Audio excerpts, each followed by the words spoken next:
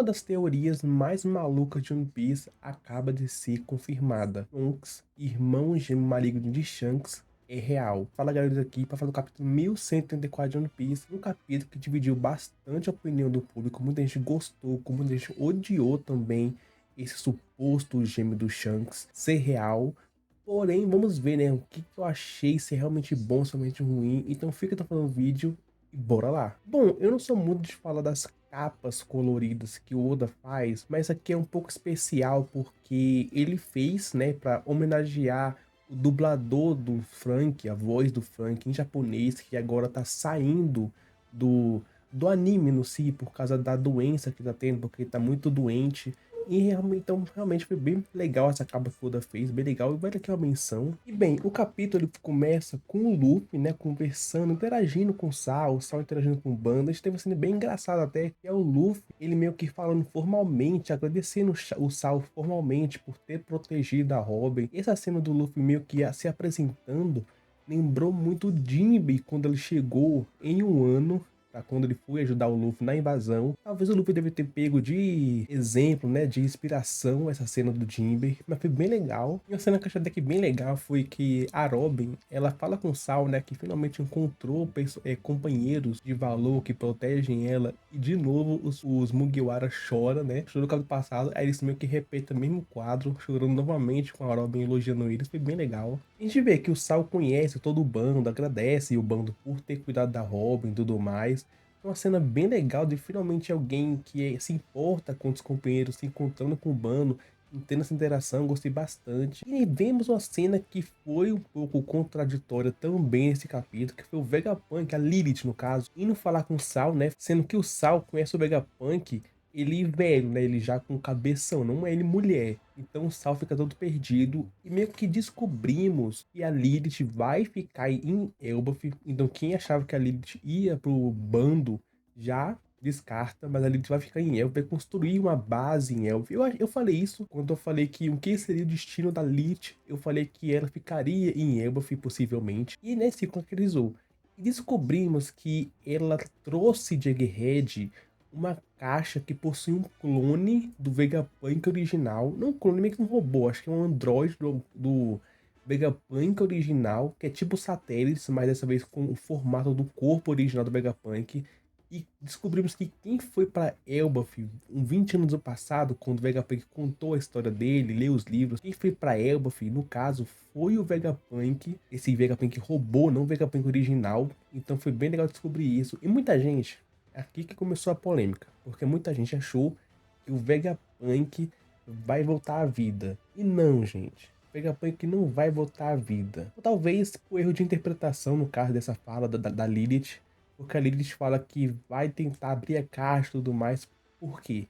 O Vegapunk morreu. O original morreu. A figura do Vegapunk tá viva, né? Por causa dos satélites. A Lilith tá viva. Então a figura tá viva.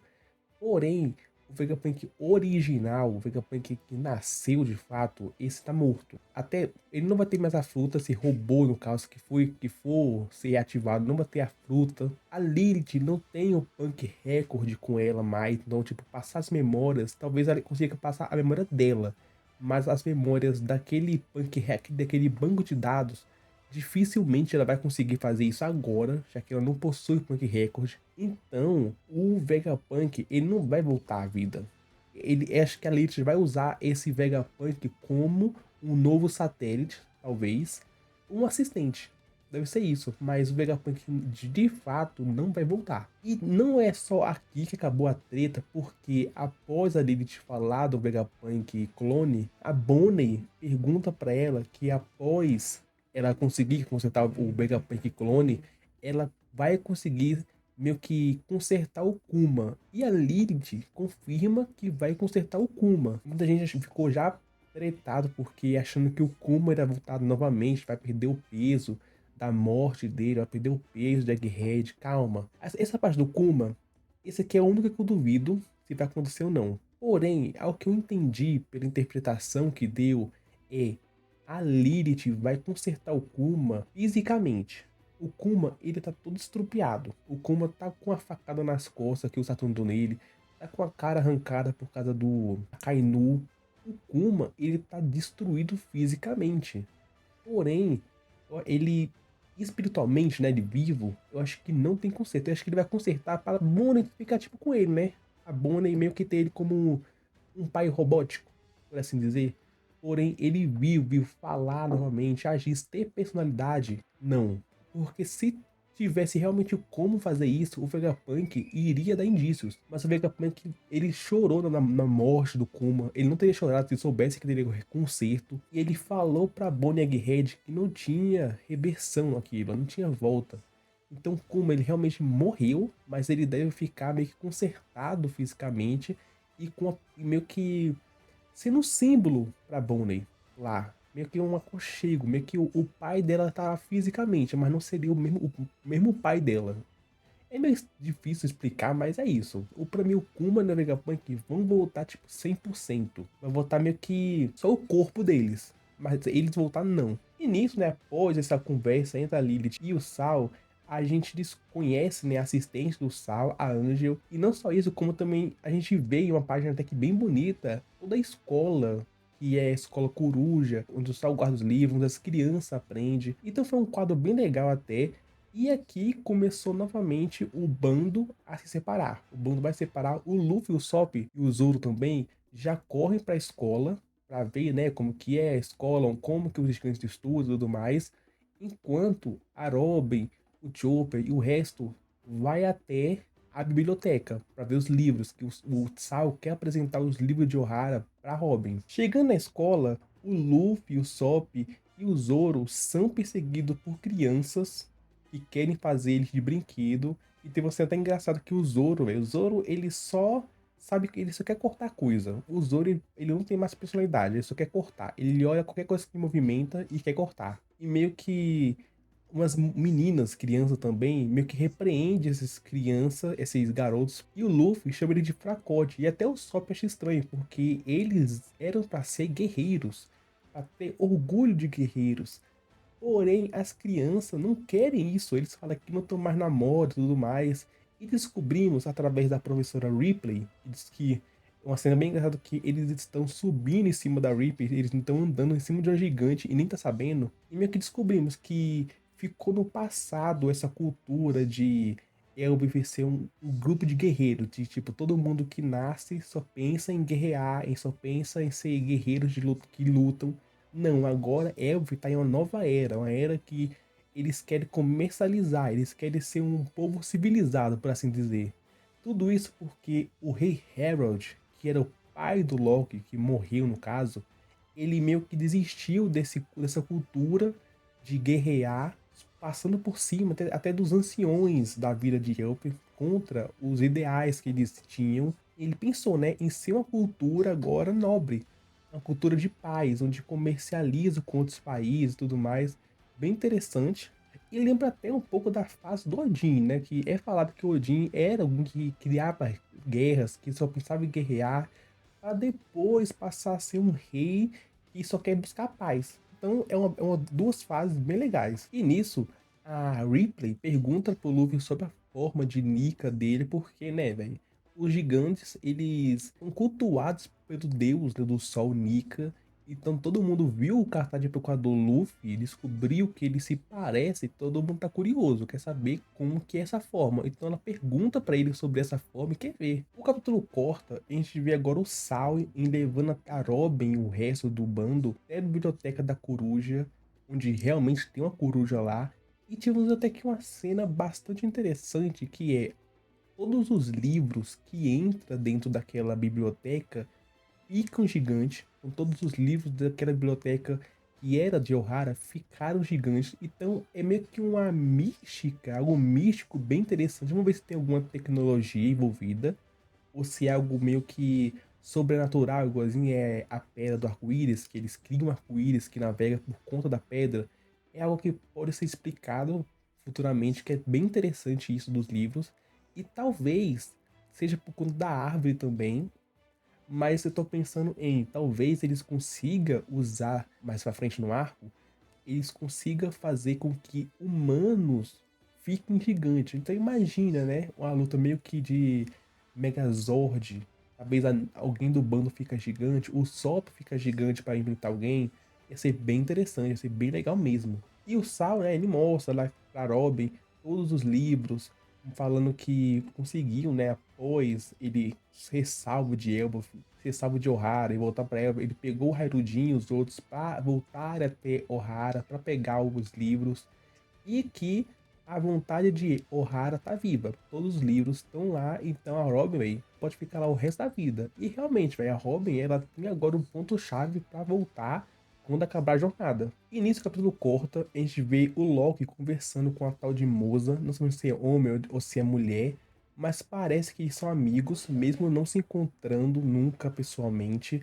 E vemos que o Loki, ele até que é bonzinho, né? Pelas palavras da Moza, porque ele se preocupa com as pessoas, porém ele tem esse jeito meio de marrento. Ele meio que se finge ser do mal, ele finge ser vilão, mas ele se nega a falar que é bonzinho. Então a relação que no futuro vai ser desenvolvida, essa personalidade do Loki, dele querer ser alguém que justo, porém ele querer também ser alguém do mal. E chegamos então no final do capítulo, onde o Brog e o Doris estão bebendo, gigantes estão bebendo, né, esperando o Luffy voltar para poder fazer o banquete. Porém, no castelo do rei, no castelo que está abandonado, um raio cai em cima do castelo e de lá sai um pentagrama idêntico aos que os Goroseis usaram, porém a diferença entre eles é que os Gorosei tinham os números, que era de 1 até 5, porque era a ordem dos Goroseis. Esse aqui não tem número nenhum, mostrando que talvez, meio que talvez possa ter uma tecnologia no governo mundial que faz esses portais, ou o Imo mesmo, que faz esses portais. Alguém pede pra ele, ô Imo, quero ir pra tal lugar, quero ir pra Elbaf. O Imo vai lá, né, digita Elbaf no PC dele e vai pra Elbaf. Ou então vai colocar Egghead e vai pra lá. Mas na verdade não sei, cara, que no, na Egghead o Saturno invocou, então talvez quem tem os poderes de Imo, uma fração, consegue fazer esses portais. Tá muito misterioso, esses portais, tá muito misterioso. A gente não sabe como funciona. Eu espero que explique, né? Mais pra frente. Não mais pra frente, eu espero que explique cedo. Talvez nesse arco. Porém, nesse portal, né, nesse pentagrama que foi invocado, sai duas figuras. Uma delas parecendo ser mulher e a outra sendo a figura idêntica ao Shanks. Pode ser o Shanks ou pode ser seu irmão Shonks. Essa figura, ele é a figura que foi falar com Gorosei lá no Reverie. Até a capa, até a posição de rosto tá idêntica. E, velho, foi um grande cliffhanger que o Oda deixou para esse último capítulo do ano. Foi, rapaz, velho, de explodir a cabeça. E, bem, bora falar agora sobre essa grande teoria do irmão do Shanks. Se faz sentido, se não faz, se é o Shanks, se não é, se é bom ou se é ruim. E aquilo, faz sentido? O Shanks tem um irmão? Pode fazer, porque a gente não sabe, né? Isso que é foda, que o Shanks é alguém muito misterioso. Porém, tem grandes indícios que sim, ele pode ter um irmão. E a gente for ver, e seria até que bom o Shanks ter um irmão, porque o Oda pode fazer muito, se inspirar no caso da história de Skull e Hat. Skull e Hat, na mitologia nórdica, são dois lobos, filhos do Fenrir, que é, né, o lobo, que é filho do Loki, mas o Skull e Hat são filhos do Fenrir. O Skull, ele é famoso por perseguir o sol, enquanto o Hat, ele é famoso por perseguir a lua. Isso faria muito paralelo ao Shanks e o seu irmão. Eu vou falar de Shanks porque não tem nome, mas ele faria muito paralelo ao Shanks mesmo, porque o Shanks, ele tá muito envolvido com Nika. Nika representa o deus do sol. Então o Shanks, ele meio que guia sua vida conforme Nika. Ele tá muito ligado a Nika. Então faria sentido o Shanks ser Skull. Já o Hat, que seria o Shonks, ele meio que tá seguindo prol ao seu pai Figueiredo Garling, que é literalmente uma lua. O Garling, ele tem formato da cabeça dele como lua. Então, cada um tá seguindo os seus princípios. O Shanks com o Sol, Skull, e o Shonks com a Lua, que é o Garling. Então faria muito sentido essa teoria. E também pode pegar como paralelo também Caim e Abel, que é o que? O Shanks e o Shonks. Talvez o Shonks tenha muita inveja do Shanks, e meio que, né, não gosta do irmão porque talvez ele deve ter desviado dos princípios do pai, não queria seguir na família, então o Shanks tem raiva do Shanks. Véi, muita gente pode achar ruim essa teoria, mas pra mim, sério, o Oda pode cozinhar muito, pode fazer algo muito legal com esse plot dos irmãos. E tem também algumas provas que o Oda pode. O que não que é provas que o Oda colocou meio que mostrando que ele é gênio para falar que foi tudo planejado. Não, não é isso. É que no passado, quando saiu, por exemplo, os rascunhos do filme Red, se eu não me engano, que meio que mostrou como que o Shanks foi encontrado lá em God Valley, o Shanks tá meio que usando um pijama de sol e lua. Então meio que mostrando, né, que talvez possa ser duas crianças, um seguindo o sol e outro seguindo a lua. O Oda pode ter esse spoiler shadow isso também. Óbvio que não planejando esse plot do Shanks. Mas também, por exemplo, o Garling, lá em God Valley, quando ele tava falando com os Cavaleiros Sagrados, ele mete, antes de começar a caçada dos escravos, ele fala assim: observe crianças. Essa fala passou um pouco despercebido porque muita gente achou que ele pode estar falando com seus companheiros, né? Que ele talvez queria se gabar e chama os seus companheiros conversados de crianças. Porém, ele pode estar falando com seus filhos, tanto o Shanks como o Shonks. Então, faz sentido. E para meio que finalizar umas coisas, é que no passado, meio que o Oda soltou um manuscrito mostrando o Shanks sendo meio que um rascunho com o Shanks sendo meio que um cavaleiro. Então, rapaz, velho, o Oda pode ter pego essas inspirações e achar uma boa ideia ter feito o irmão gêmeo do Shanks. Na minha opinião, eu não vou falar se eu gostei ou não, vou ficar aqui isento. Sim, pode falar que eu sou covarde por não estar escolhendo um lado, mas eu vou colocar como isento por enquanto, porque eu não sei como vai se desenvolver esse plot. Não sei. Porque não sabemos que aquele pode ser o próprio Shanks. Ou depois pode meter o Luke ser o Shanks. Talvez, tipo, capítulo que vem começa com alguém do bando do Shanks perguntar: cadê o Shanks? Cadê o chefe? E do nada, aí sim, volta pro capítulo e tá lá o Shanks. Pode ser o Shanks. Pode ser talvez um clone do Shanks. Não, clone eu acho ruim. Não, mas se for clone, eu vou achar ruim. Mas irmão, pra mim, não me incomoda tanto. Porque eu quero ver como que o Oda vai desenvolver isso. E na minha opinião, eu tô achando bem legal que o Oda agora vai trazer os Cavaleiros Sagrados. Essa mulherzinha que tá com ele, provavelmente é uma das Cavaleiros Sagradas. Então o Oda vai trabalhar bastante eles agora. Quero saber como vai ser em Elbaf. E eu martelei aqui, eu acertei que os Cavaleiros Sagrados iria até Elbaf. Porque o governo sabe que o Luffy tá em Elbaf. O governo sabe. E o Garling, agora que tá administrando com os Goroseis, ele deve ter mandado os Cabeças Sagradas pra lá. Vai que ele quer impressionar o Imo, querendo capturar o Luffy. Burrice. Mas, porém, ele tem um ponto. Mas, ao todo, foi um excelente capítulo. Gostei bastante. Esse final foi de quebrar tudo. Esse capítulo aqui vai dar o que falar por um bom tempo. Até voltar, no caso, ano que vem, com o próximo. Mas eu quero de vocês. O que achou do capítulo 1134 de One Piece? Gostaram? Comenta aqui embaixo. Mas o vídeo vai ficando por aqui. Não se esqueça, se eu gostei, que é muito importante. Se inscreva no canal se já tá me ajudando. Deixa o sininho para ver os próximos vídeos. Obrigado. Até a próxima.